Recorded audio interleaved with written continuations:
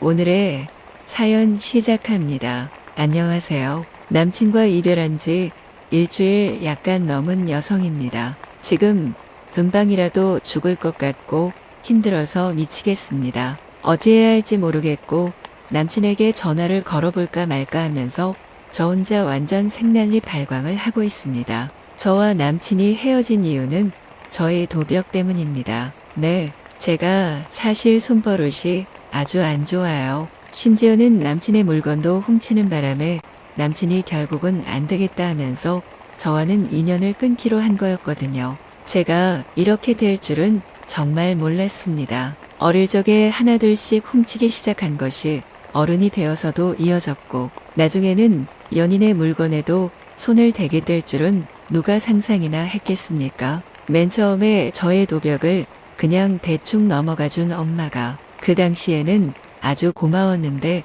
이제야 너무 미워지기 시작합니다. 아주 혼을 내고 아주 매섭게 때려서 아이를 제대로 가르쳐야 할 판에 왜 그렇게 허술하게 키웠나 싶어서 너무 화가 나더군요. 그리고 살면서 저의 도둑질은 한 번도 걸린 적이 없었는데 남친 때문에 들통이 난 거라서 처음으로 부끄러움을 살짝 느끼고 있습니다. 조금 일찍 걸려서 된통 혼났으면 절대 여기까지 오지 않았을 거라고 자책도 했습니다. 돌이켜보니 고등학교 때 아주 꼴불견인 여선생의 지갑을 훔쳤을 때 그때 걸렸어야 했는데 말이죠. 그날은 학교에 무슨 행사가 있었던 것인지 선생들이 전부 교무실을 비워놓고 잠시 학교 안에 어딘가로 가 있었을 때였습니다. 저는 교무실 청소 담당이었는데 저랑 같이 청소하던 다른 애들도 선생들의 심부름으로 어딘가로 같이 몰려가 있었습니다. 저는 순간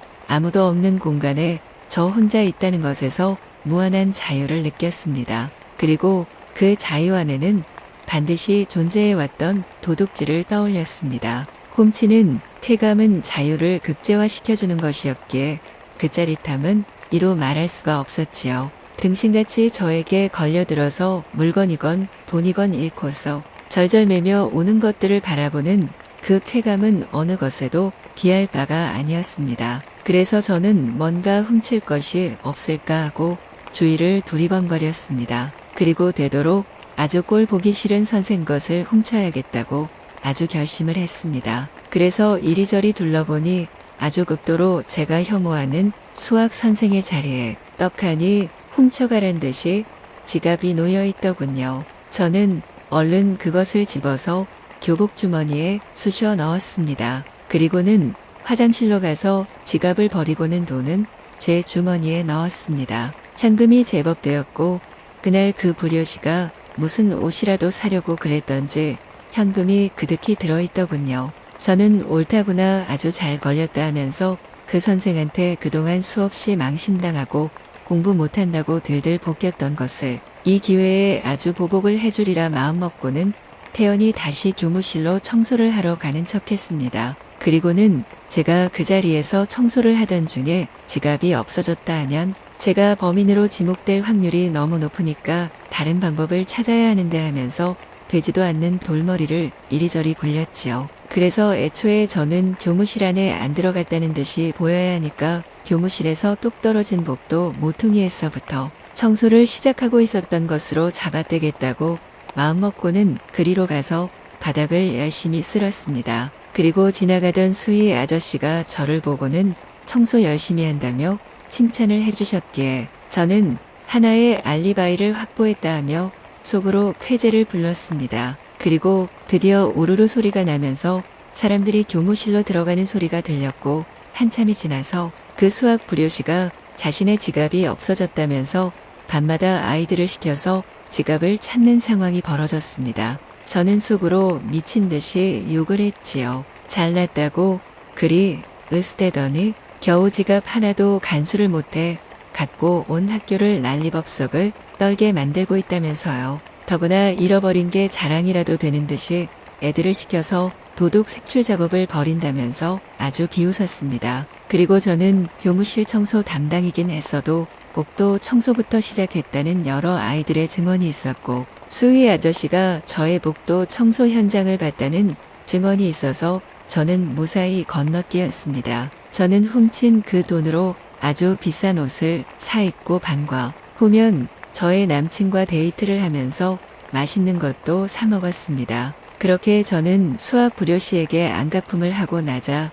그 다음에는 그 쾌감을 잊지 못해서 미운 것들이 생기면 항상 그것들을 중점적으로 노려서 도둑질을 했습니다. 미운 것들이 세상에 널렸으니 훔칠 것은 너무 많았고 저는 그 쾌감에 들어가기 위해 열심히 훔치고 훔쳤습니다. 기술은 날로 늘어났고 잘만 하면 그걸로 먹고 살 수도 있겠다는 생각도 들었지요. 성인이 되어 취직을 했을 때는 일하고 있는 가게의 비싼 물건들은 쥐다 한 번씩 슬쩍슬쩍 했습니다.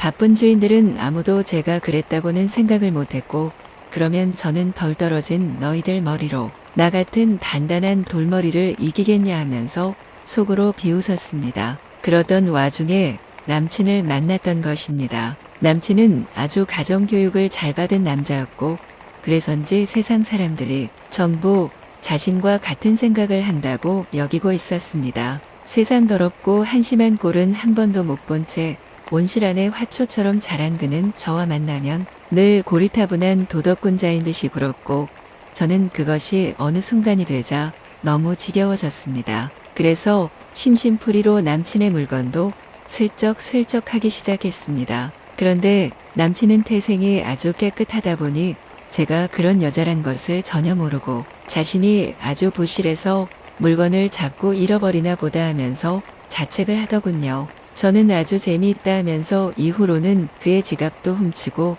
자동차 열쇠도 훔쳐서 그가 물건을 다 골라놓고도 못 사게 만들고 차를 이동할 수도 없어 쩔쩔매게 만들었습니다. 그리고 그를 따라다니며 살살거리는 어떤 불효시가 있는데 그년이 남친에게 선물한 만년필도 훔쳤습니다. 하여간 이후로는 남친도 저의 도둑질 목표물에 다를 바 없어졌고 제가 사랑하는 사람이란 이름은 어딘가로 증발해버린 후였습니다. 제가 그렇게 살아왔다 보니 만나는 친구들도 전부 똑같은 것들이었지요. 하나같이 손버릇이 나빴고 남자를 아주 호구로 여기면서 뜯어먹고 세상 모든 것을 자신들의 재물 창고로 여기는 아주 저질들이었고요. 그리고 저 역시 그런 것들 틈에서 훔치기 기술의 정보를 주고받고 남자도 서로 돌려가며 만나고 있었습니다. 물론 남친에게 들키기 전까지는 아주 조신한 듯이 연기를 해야 했습니다. 그리고 어느 순간에 모든 것이 드러났을 때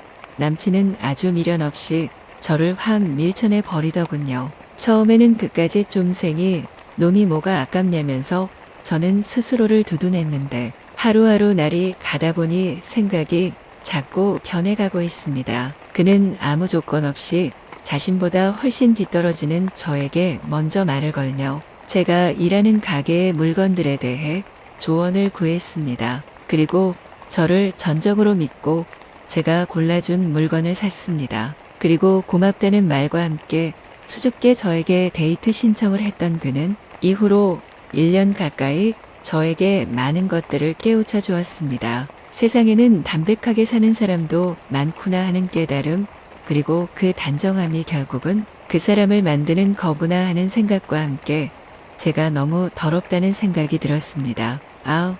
어떻게 해야 하죠? 남친에게 연락하고 싶은데